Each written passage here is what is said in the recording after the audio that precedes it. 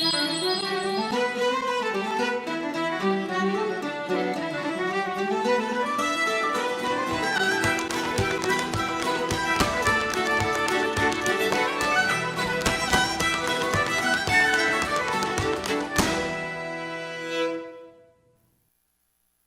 Rainha das Abelhas. Em uma terra distante, vivia um homem que tinha 3 filhos. Os 2 mais velhos eram fortes e valentes, porém arrogantes e meio desmiolados. O mais novo, diferente dos irmãos, era atencioso, tinha um bom coração e sempre procurava agir corretamente. Por ser assim, bondoso e honesto, os seus irmãos o chamavam de Bobinho. Um dia, os 2 irmãos mais velhos saíram pelo mundo em busca de riquezas e aventuras. De farra em farra, o tempo passou e os 2 acabaram se esquecendo de voltar para casa. Ao ver o pai aflito pela falta de notícias, Bobinho saiu à procura dos irmãos. Quando finalmente os encontrou, pediu que voltassem para casa, mas os irmãos disseram que não voltariam antes de conseguir o que desejavam: fama, poder e riquezas. Bobinho insistiu. Disse que o pai estava muito preocupado com a falta de notícias. Mas os irmãos começaram a caçoar, dizendo que ele era mesmo um tolo e que nunca venceria na vida.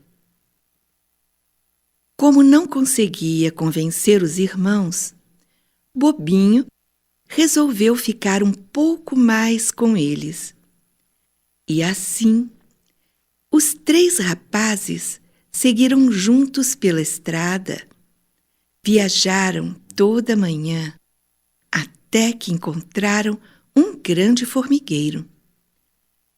Os 2 mais velhos quiseram desmanchar um monte de terra para ver as formigas fugindo, carregando os seus ovinhos.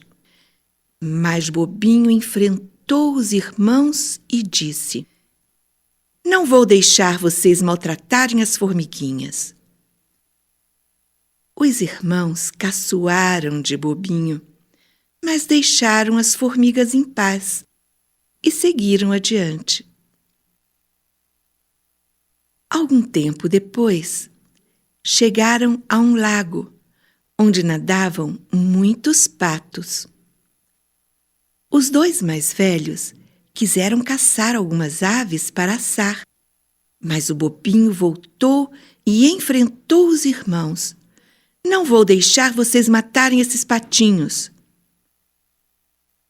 Os irmãos riram de Bobinho, mas desistiram da ideia de caçar os patos. Continuaram a caminhar e mais adiante encontraram no oco de uma árvore uma colmeia cheia de mel. Os 2 rapazes quiseram acender uma fogueira para afugentar as abelhas e roubar o mel. Mas o Bobinho voltou a enfrentá-los. Não vou deixar vocês queimarem as abelhinhas. Os irmãos, mais uma vez, caçoaram de Bobinho, mas deixaram as abelhas em paz. Um pouco mais à frente, chegaram a um castelo cheio de estátuas de pedra. Os 3 irmãos andaram pelo pátio, chamaram, mas ninguém apareceu para atender. Como as portas estavam abertas, eles entraram, atravessaram salas, salões, corredores, sem encontrar ninguém. Por fim, chegaram a uma porta bem fechada com 3 fechaduras. No meio da porta, porém, havia um buraquinho por onde se podia espiar o que havia do outro lado. Os irmãos olharam pelo buraquinho da porta e viram, lá dentro, um anão de cabelo grisalho sentado diante de uma mesa. Eles o chamaram uma vez, 2 vezes, mas o homenzinho parecia não ouvir. Da 3ª vez, gritaram tão alto que ele se levantou, destrancou as 3 fechaduras e abriu a porta. Sem dizer uma só palavra, o anão os levou até um grande salão onde encontraram uma mesa posta, cheia de pratos deliciosos.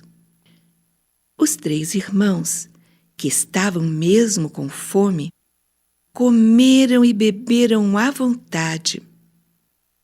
Depois do jantar, foram levados a um quarto para que pudessem dormir. Na manhã seguinte, sempre em silêncio, o anão conduziu o irmão mais velho até uma placa onde estavam escritas as 3 tarefas que poderiam desencantar o castelo. A primeira tarefa era ir até o bosque procurar as pérolas da filha do rei perdidas debaixo do musgo. Eram exatamente 1000 pérolas e deviam ser encontradas antes do pôr do sol. Ao anoitecer, se faltasse uma única pérola, ele se transformaria em pedra. O rapaz foi para o bosque e procurou o dia inteiro. Quando a noite chegou, como havia encontrado apenas 100 pérolas, foi transformado em pedra. No outro dia, o segundo irmão tentou cumprir a tarefa.